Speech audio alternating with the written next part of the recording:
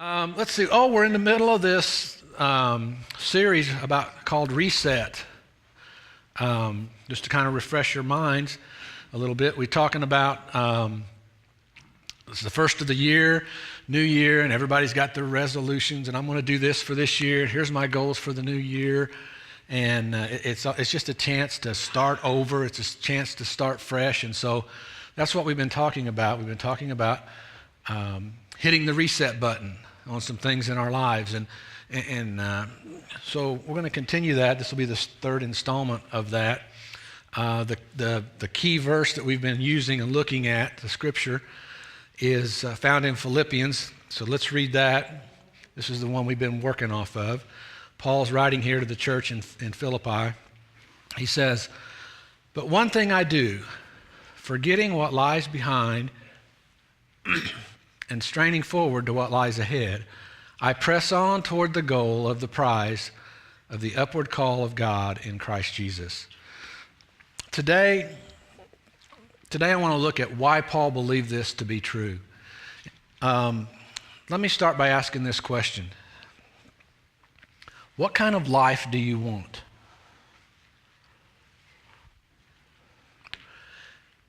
If we think about that, what kind of life do we want? There would probably be a lot of similar things in each of our answers. We'd have a lot of similarities within our answers.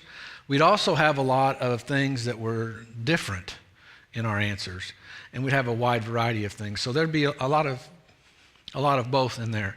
But see, I don't know what your ideal life looks like, your dream life, your perfect life, but there's some things that we need to be honest and upfront about when it comes to the life that it seems like everyone wants. It seems like we all want the perfect life, but guess what? In reality, it doesn't exist, does it? It just doesn't. So as I was going through this, and it was the first of the year, and I thought about New Year's resolutions and resetting, and I got curious, and I thought, well, I wonder what some of the New Year's resolutions, what are some of the most popular New Year's resolutions at the beginning of the year? And so I kind of went to the source. I went to Google, and I Googled it, and I did some research there, and I found out that there's a lot of similarities in the things that we want when it comes to New Year's resolutions. So I'm going to give you a few of them, a few of the most popular ones, and they're not in any particular order. They're just some of the top ones. The first one, obviously, one of the most popular things and so I'm kind of labeling it. Here's what everybody wants for the new year, right? Here's what we want, and here's what it is. The first one is, and I'm gonna lump a lot of things in here, but I'm gonna call it get healthy. So that's the big one, right? I want to lose weight. I want to get in better physical shape. I'm going to start working out. I'm going to join the gym. I'm going to start jogging. I'm going to start bicycling. I'm going to eat healthy, and I'm going to eat right, and I'm going to cut out this out of my diet, and I'm going to live a healthier lifestyle. So get healthy. I'm throwing all of that into what I'm going to call get healthy, and that's a big one, right? So that was probably the number one, if there was a number one, that kind of thing. Another thing that I found that was very popular is the idea of getting organized. People want to get organized. How many pray one day that your desk would be cleaned off? Or maybe you think, man, this is the year. This is the year I get the garage cleaned out. This is the year I can get a vehicle back in my garage. It's been 2 years. I haven't been able to get my vehicle in the garage for 2 years. It's loaded up full of junk. This is the year I'm going to at least get it cleaned out well enough to get the car back in the garage. And your wife's thinking, it ain't going to happen. Or maybe how about your closet? This is the year I'm going to get my closet cleaned out. I got so much junk in that closet, I can't believe it. I don't even know what all's in there. There's stuff in there I haven't touched for 2 or 3 years. I need to get rid of it. I need to get my closet organized.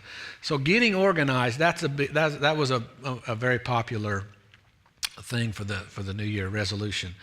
And this is the next one's kind of vague. It was for the new year, I want to live life to the fullest, whatever that means. And that could mean a lot of different things, right? It's kind of generic and it's kind of all-inclusive, but everybody would say, for whatever that is for each of us, yeah, I'm going to live life to the fullest. Most of us would agree with that. The next one that came up a lot was, I want to learn a new hobby or a new pastime. I'm going to do this. I'm going to learn how to do whatever. That could be, any number of things. And a lot of times that would coincide with the first goal of getting healthy. I'm going to start exercising, or I'm going to start riding my bicycle, or I'm going to start jogging or running or walking every day. I'm going to start, I'm going to take up fly fishing, or I'm going to take up crochet or needlework, or I'm going to learn to play an instrument, or whatever it might be. Maybe for you and for a lot of people, the goal for the new year is some type of new hobby, something different. This next one we all would be on board with probably. A very popular resolution was, I'm going to spend less and save more. I'm going to get my finances in order this year. This is the year that I get my finances in order, and at the end of the year, I'm going to have some money set aside. I'm going to save some money. I'm not going to just spend every penny that I get. Not going to do that. This is the year I get my finances in line. Travel, that was the next one. That was a popular one. I want to travel more, go more places, see new things, make memories, go to different places. That was popular. And then the last one I'm going to give you, and I kind of found this surprising. A lot of people said for their goal for the new year, they wanted to read more. I want to read more. That kind of surprises me, but that's okay. Most of us probably don't read as much as we should. Well, I read a lot on social media. Well, yeah, but how much is that actually reading? I mean, you only get so many characters. Our attention span's not very big, but that was a big one. I want to take more time to read more. There's things I want to read, books I want to read, and I just need to take the time to do that. So I'm just kind of throwing those out there as sort of like a list of things that everybody seems to want. But then I'll say this. If everybody wants those things, if those are all popular items that people are looking for, and this is what I want to do and for the new year, this is the changes I want to make, I also found this statistic to be true, that only 8% of people actually achieve their New Year's resolution. Only 8%. That's not a very high percentage. So here's what I want to ask you today. Have you ever asked yourself the question, what would your ideal life look like? What would your perfect life look like? And I know for all of us at times, we feel like we're just spinning our wheels. We're going, but we're not getting anywhere. We're just, it's like spinning your wheels on the ice. I'm working, and I'm going to go to work and home and work and sleep and work and work and work and sleep and work and sleep. Maybe we need to ask ourselves at the beginning of this new year, what am I really working for? What's the end game? What's the goal? Have you ever asked yourself, what would my ideal life look like? And for each of us, it's going to be different. For some, it might center around relationship or family. For some, it might be career. For some, it might be goals that you have in your life, whatever it might be. But let's ask a little deeper question than that even. If you actually had the perfect life that you think you want, your ideal life, would it satisfy you? Would it really satisfy you? Because if we stop and pause and we think about it, there's no such thing as a perfect life, is there? It's not out there, okay? Because to have a perfect life, you'd have to live your life in isolation from all of the other imperfect people that populate the earth, because there's a lot of them out there. And besides that, we'd still mess up the perfect life because why? We're not perfect. We're not. There's no such thing as a good life. There's no such thing as a perfect life, and there especially is no such thing as a good life if we don't have relationships with each other. So let me ask the question another way. If you actually got what it is you think you wanted, would you still want it once you got it? Because there's all these things that we think we want. And I'm going to call them this morning, I want to call them trophies. There's all of these trophies, these things that I feel like if I just could gain that thing, if I could get my hands on that thing, if I could win that prize, if I could get that trophy. We have all of these trophies that we think would represent wins in our life if we could just get them. But you know what? If we'll listen to experience, our experience will tell us that that thing that I thought I had to have, that I thought would make me happy, once I got it, it didn't really make me happy at all like I thought it would. And see, our world is full of people like that people that had all of the stuff that we think we want. They'd amassed all of the trophies and all the things that we think we want, and they wind up not just unhappy, but sometimes they even wind up dead. I mean, some of the richest, most famous people in the world, I'm thinking of people like Michael Jackson and Prince and Robin Williams, and the list goes on and on and on and on, that all died untimely death. Because even though they had all the things that we would like to have, the money and the fame and the fortune and the mansion and the cars and the this and the that, they had everything. They had what many would consider, when you look at it from the outside, what many would consider they had the perfect life, and yet it didn't satisfy them. And you know what? It wouldn't satisfy us either. So I want to give you a little context for our verse that we read there in Philippians chapter 3. Paul, the Apostle Paul, is the guy that wrote this. He wrote this letter to the church in the town of Philippi. Paul, before he became Paul, his name was Saul. He was a Pharisee. Prior to him becoming a Christian, Saul was the guy that had the perfect life in the mindset of his day. In his day and time, he had the perfect life. He had it all. He had the ideal life. He achieved all that he could achieve. He was at the top rung of the ladder. He had accomplished it all. His life, he'd worked hard. It was filled with hard work, and he had accomplished, and he had reaped the rewards from that.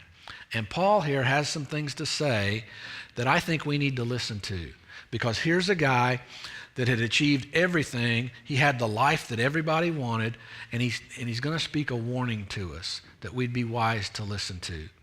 He's going to tell us something that will keep us from chasing the perfect life, because there's something better than chasing that perfect life.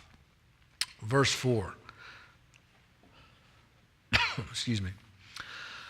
Though I myself have reason for confidence in the flesh also, if anyone else thinks he has reason for confidence in the flesh, I have more. I have more of a reason. This is a letter that Paul, like I said, wrote to the church at Philippi. Now here's the context. The church at Philippi, it was basically, every town has its own kind of personality. If you say you're from St. Louis, that's a whole different deal than if you say you're from Dow. Two different context, right? Whole different context. Okay, so every town, so Philippi was the same way. Philippi has context. Now here's the thing: the town of Philippi, it was basically it was a rich and respected retirement community, and primarily it was the place where the Roman generals and Roman military men went to retire. That was the place to go. When you retired, you were done with your military service, that was the place to go. You went to Philippi. And so that was primarily what this community was made of. It was men who had conquered, they had achieved, they had won battles, they'd brought back the spoils of victory, and they had achieved the glory and the honor of being high military rank. And it was what every Roman soldier wanted. And so they would take all of the money, the stuff that they had amassed and saved over their military service time, and when they retired, the place to go for them, they would move to Philippi. So there's a lot of very wealthy, very accomplished people who had gathered up many, many trophies during their military career, and they loved those trophies. That was who was living in Philippi. Also in Philippi, there were Jewish Christians, and there were what was called Judaizers. Judaizers were people who said, okay, if you were born a Jew, that's great. And if you want to become a Christian and start following this new Christian movement thing, this Jesus thing, that's okay too. But here's the deal. You still got to keep all the Old Testament laws and all the Jewish laws. You still have to follow all of those, even though you're becoming a Christian. You still got to follow the Jewish laws. In other words, you got to eat like a Jew and follow all the dietary laws. You got to follow all the cleansing rituals and wash your hands at the right time and all that goes along with that. You got to avoid Gentiles because that was part of the Jewish thing. And in other words, you got to still keep up with all of the Old Testament religious laws and rules and regulations in addition to following Jesus. And so he's saying to all of these accomplished people that are revered, people that are respected, he's saying, look, I know you've got your trophies, and those are great, and I know you worked hard for them, and you've amassed them, and you've got this beautiful trophy case of things that you've accomplished, but you know what? You've been putting your trust, you've been putting your faith in the wrong things. You're pursuing the wrong kind of life. Yeah, you got a trophy case full of all of this stuff that you've achieved, but basically it amounts to nothing. And for all of you religious people, yeah, you've kept the rules your whole life, and now you're a Christian, and you think you still have to keep the rules and follow the old laws, and you've got the trophies because I've followed this law to the T, and I've followed this Jewish law, and I've never this, and all those things. He said, I know you're doing all that, and you got those trophies, those religious trophies, but you know what? They're the wrong trophies. And Paul says, if I should know, if anybody should know, it should be me. But I tried it. I went that whole route. I took it to the end of the line. I did it. I won. I was at the top of the heap, but I learned something along the way. And he says, if anybody has confidence in the flesh, listen, I was better than any of y'all. It was me. I was more religious than any of you. I was more successful than any of you. Let me show you where it got me. Now I want to pay attention because here, this is important. Paul's going to give us 7 of his trophies, 7 things he accomplished. They were trophies for him. He says, let me show you my list. Let me hold up my trophies of the things that I accomplished. Here's what I did. Verse 5. Circumcised on the 8th day, of the people of Israel, of the tribe of Benjamin, a Hebrew of Hebrews, as to the law, a Pharisee. Okay? These are some of his trophies. The first one, circumcised on the 8th day. That was a procedure that was performed on newborn Jewish males that separated them from all the other nations. So he leads off with that. He says, that was me. I was perfect, and my flesh is perfect. I did that. My second trophy, I'm of the people of Israel. In other words, I got the right DNA. I'm not a converted Gentile. I'm the real thing. I was born into it. I didn't convert from something else. No. I'm the real deal. That's a trophy for me. My third trophy is I'm from the tribe of Benjamin. Before Paul became a Jesus follower, his name was Saul. He was actually named after the first king of Israel, which was an important thing. But he says, listen, I'm from the tribe of Benjamin. That was a big trophy for him.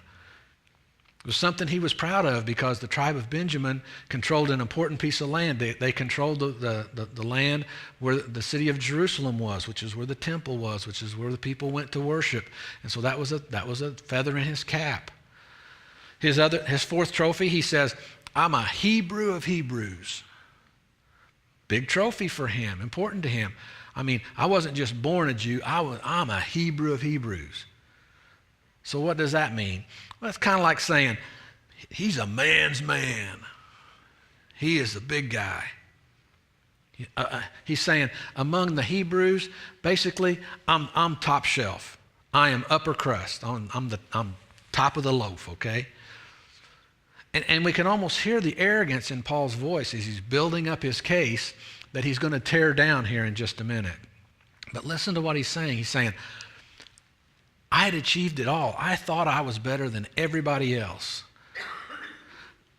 My fifth trophy, as to the law, I was a Pharisee. It'd be kind of like saying, oh yeah, you got your high school diploma. That's great. That's awesome, man. Congratulations. High school diploma. That's awesome, man. Guess not as awesome as me, though, because I got that degree from Harvard. I got a law degree from Harvard. I got the medical degree from Johns Hopkins. I mean, I was one of the guys that invented math, way back then. I mean, I'm awesome. He's saying, you think you're smart? Hey, I studied the law. I studied it my entire life. I reached the pinnacle of success. I was a Pharisee.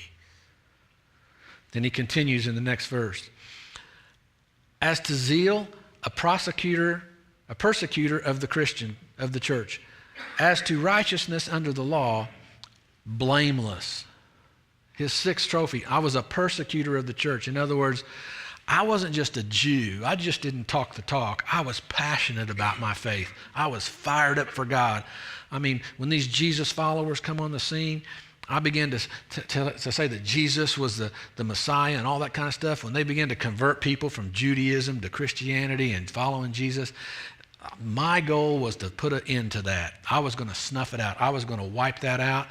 My goal was to shut that down, and I became a persecutor of the church. I didn't just say I love God. I showed it. I proved it. I was willing to do whatever it took, anything and everything, to wipe this Jesus movement out and put more trophies in my trophy case. His seventh trophy, he says, as to righteousness under the law, I was blameless. I never broke the law. I never even fudged, not just a little bit. No. Now, I can't relate to that because I can't imagine even going a single day without breaking the speed limit, to be honest with you. I can't my wife amened that. To say I never even fudged a little bit, I never broke the law, I am blameless, I am perfect in following the law, the letter of the law all the way through. To say that, there's some arrogance there. Now, I will throw this out there. So, I thought about this and I realized there are some people who are rule followers, and there are some of us that are rule breakers. I married a rule follower. I tend to be more of the other way, a rule breaker. I'll just leave it at that. We'll just leave it there. But here's the point. I can't imagine telling somebody, well, I never messed up. I never made a mistake. I never blew it. I never made an error or did something wrong. I can't imagine that. He's saying, I was blameless. I was perfect in following the law. I mean, you can hear the arrogance in his writing. He's saying, that life that everybody wants, I had it. I worked my whole life to get it, and I achieved it. I was like the rising rock star of the religious world in my day. There was not one other achievement that I could have gotten, I could have went for, that I could have done for myself. I had reached the top. I was as far as I could go. I had gained as much as I could get. And then after saying all of that and building himself up and how awesome he is and how perfect he is and blameless and all those things and how wonderful it was and all the trophies that he had, after all of that, then in the next verse, he says something that seems completely absurd. He says this. He says, even though I'd gained all that stuff, whatever gain I had, I counted as loss for the sake of Christ. Now, that kind of doesn't add up, does it? Or maybe this is a word for some of us today. Maybe, Greg, you better check the life that you're living. Maybe, Greg, you better look and see, is the life you're living, is it taking you to the place you want to go? Maybe you better look, Greg, at the decisions that you're making right now, and maybe you better ask yourself what the destination of those decisions are going to be one day. Because listen, here's the thing. Every decision leads to a direction. And every direction takes us to a destination. Paul's saying here, when I got to the destination, I realized that it was one big fat L for loss. L. It was a loss. It wasn't a win. The whole time I thought I was winning. I was gathering up all these trophies and putting my trophy case, and I was filling my case up. I was gathering all that. I thought I was winning, but then I realized I didn't win at all. It was all a loss for the sake of Jesus Christ. Paul realized, I've been running the wrong race the whole time. I've been after the wrong prize the whole time. And he'd been polishing all of his trophies up only to realize that those trophies had no real value. Verse 8, indeed, I count everything as loss because of the surpassing worth of knowing Jesus Christ my Lord. For his sake I have suffered the loss of all things, and I count them as rubbish in order that I may gain Christ. That word rubbish is a cleaned up version of the real word that Paul used. The word in the Greek is skabalon. We would translate it, I guess the PG version I could give you, we would translate it is dung, D-U-N-G, dung. But what the word symbolizes is important. For the sake of comparison, what Paul's saying, he says, I worked so hard to achieve so many things, and then all of a sudden I meet Jesus. And I realized that all of those things that I had gathered, all of those trophies, didn't really amount to much. And it was kind of like I had to start all over. Because everything that I thought was so important, it was rubbish, it was trash, it was garbage, it was dung, it was skabalon. Verse 9, and be found in him, not having a righteousness of my own that comes from the law, but that which comes through faith in Christ, the righteousness from God that depends on faith, that I may know him and the power of his resurrection, and may share his sufferings, becoming like him in his death, that by any means possible I may attain the resurrection from the dead. He's saying, everything that I worked so hard for is dead. But I'm believing that there's going to be a resurrection one day. I'm believing that just like Jesus was raised from the dead, that one day my life is going to be raised from the dead. And now that I have new life in Jesus, because I'm not living for the money anymore, those old kind of trophies anymore, the fame, the recognition, the admiration, I'm not living for all that anymore. Paul had learned that an easy life is not always a better life. He had had an easy life. He had servants. He had money. He had it made. He had an easy life, but he realized that's not always a better life. And God wants to give us abundant life. But God doesn't always want to make our life easy. Sometimes we get those confused. It's easy to think, well, if I'm blessed, then my life has to be easy. But what if God wants to bless us in our brokenness? What if the difficult season that I'm going through puts me on my knees and drives me to seek God? See, success isn't the same thing as significance, and that's something that we maybe need to learn. It's easy to seek success when we should be pursuing eternal significance. And oftentimes, we don't realize that we have a problem until we get knocked off our pedestal or get knocked off of our high horse. That's what it took for Paul to learn that success and significance aren't the same thing. Paul thought everything was great. He thought his life was fine. Everything was ideal. I'm living the perfect life until he got knocked off of his high horse. And maybe we've been doing this series about resetting and starting over and all those things the first of the year. And maybe you thought, man, I'm glad we're doing this series on reset and starting over because there's a lot of people that need to hear that. There's a lot of people that's doing stuff they shouldn't be doing, and they're wasting their life pursuing the wrong things. And there's a lot of those like that. There's a lot of other people that need to hear about having a reset and starting over and all that kind of thing. But maybe today is for those of us who think, well, I don't really need to hit the reset button. And it's easy to think that, but if you really think about it, I need to hit the reset button every day. I do. And sometimes we have to get knocked off of our pedestal, knocked down a notch, in order to realize that. Let's see how it happened to Paul. He's on his way to Damascus. He's going there to arrest Christians. He's probably riding a horse or maybe in a chariot. Very unlikely that a Pharisee of his stature would have gone that far walking on foot. So verse 3 in Acts chapter 9 says this: As he went on his way, he approached Damascus. Suddenly a light from heaven shone around him, and falling to the ground, he heard a voice saying to him, Saul, Saul, why are you persecuting me? Jesus here speaking to Saul, he's saying, why are you persecuting me? In essence, Jesus, the head of the church, he's saying, you're persecuting my body. Why are you doing that?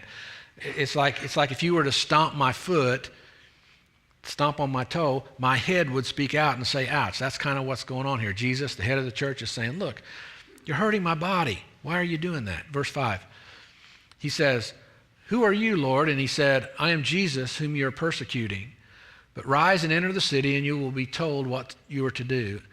The men who were traveling with him stood speechless, hearing the voice, but seeing no one. Saul rose from the ground, and although his eyes were opened, he saw nothing. So they led him by hand and brought him into Damascus. Isn't it funny how sometimes God has to blind us in order for us to see? Here's a man who was at the top of his game. He had reached the top. He was at the pinnacle, and now he gets knocked down. A man who had an entourage that followed him everywhere he went, and now he can't see, and now he has to be led around by hand. How humbling. And then verse 9 says, for 3 days he was without sight and neither ate nor drank. Couldn't see, couldn't eat, couldn't drink, couldn't take care of himself. For 3 days he couldn't do anything. When for the last 30 plus years, who knows, he was able to do everything. So sometimes Jesus saves us from self-loathing and self-sufficiency, but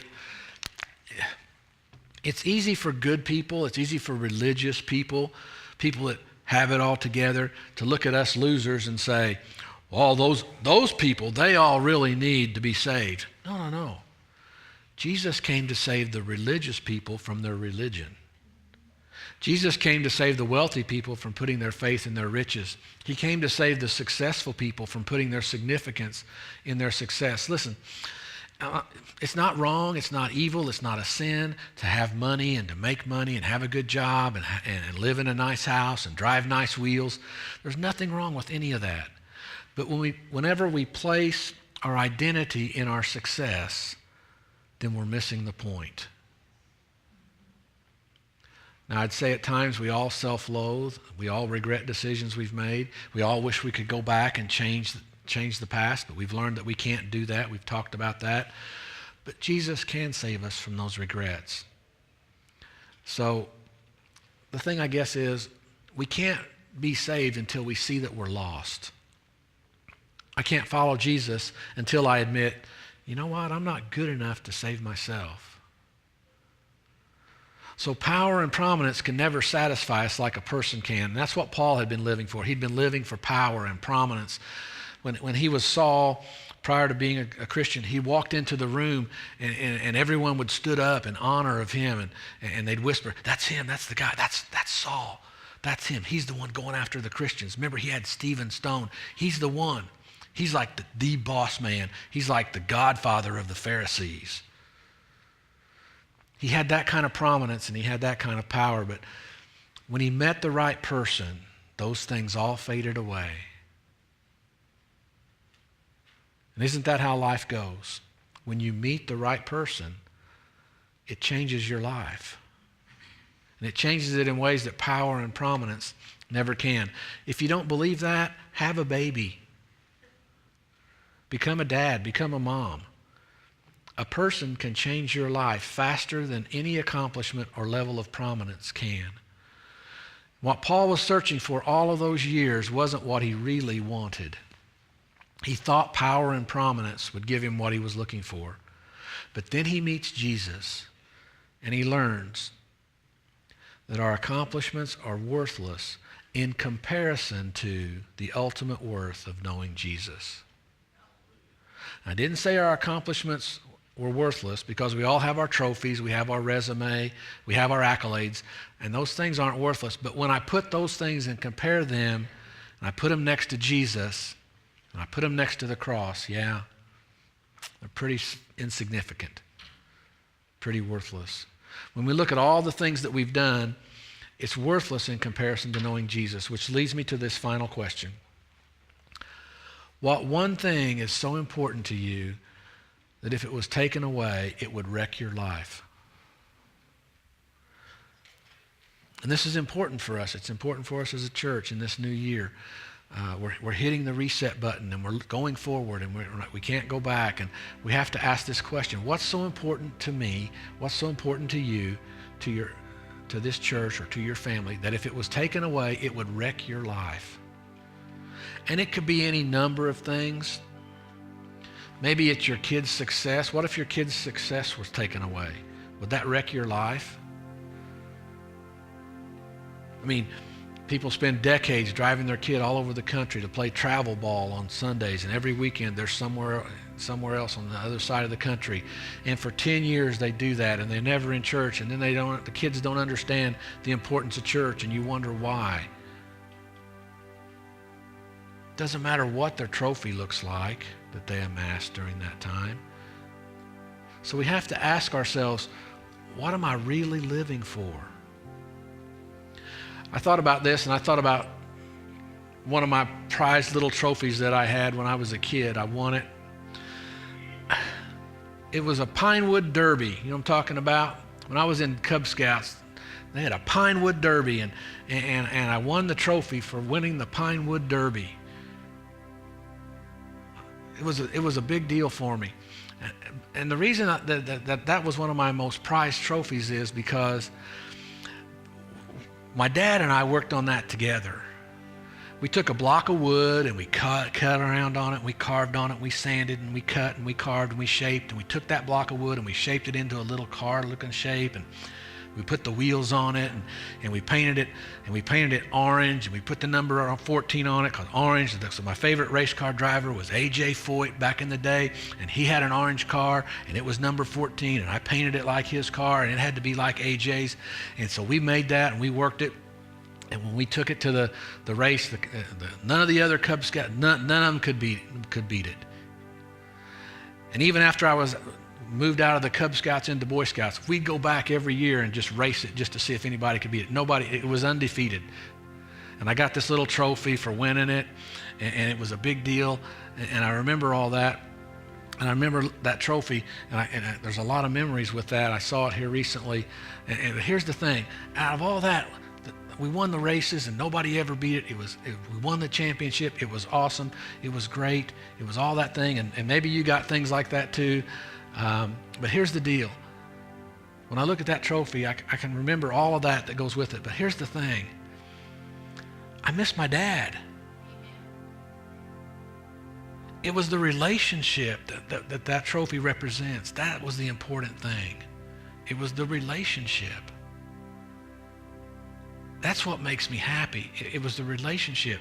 It's the people. It's not the fact that we won. It wasn't that big of a deal. I've got some same type of memories with my son. He played junior golf, and he's got a room full of junior golf trophies. And those are great and everything, but the thing about it is they represent relationship. It represents he and I practicing and working on his game and getting better and playing golf together and going with him. There was only one of those trophies that I didn't see him win. I was in the hospital at that time. So it's about the relationship. That's what it's about. It's relationship that makes us happy. It's people. What is your big goal?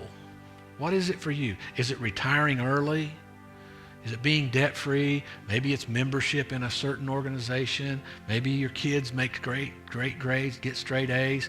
Maybe, your kid plays travel ball and he gets that scholarship and they give him $500 book scholarship, and you've spent 10 years and umpteen thousands of dollars traveling around to get that.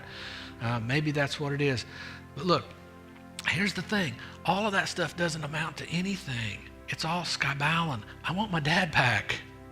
It's about relationship. Maybe for some of us here, maybe this is the moment that hits you a little bit. You know what? Maybe I'm living for the wrong stuff.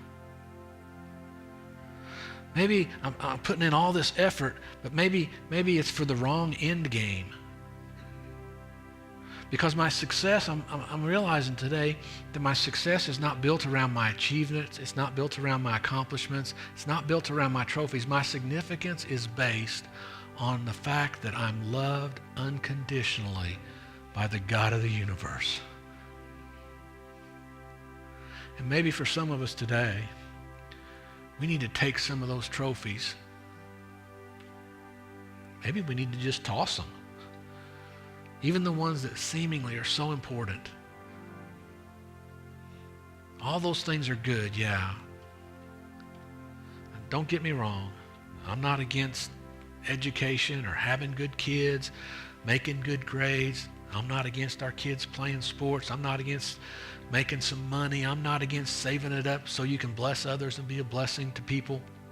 I'm not against any of those things, but let me tell you what I'm against. I'm against living a fruitless life, pursuing things that will never get us in the kingdom of God or never help us to love people more or never bring us closer in our relationship to Jesus. Sometimes we just have to toss that all aside and say, Jesus, I'm going to live for you. This is my life, and I want to know you in a deeper, more intimate way. A trophy case full of trophies can't measure up to the weight that's lifted when we repent and ask Jesus to save us. It can't compare to a life lived for the glory of God and the blessing of other people. So is recognition and trophies in life, is that the life that everyone wants?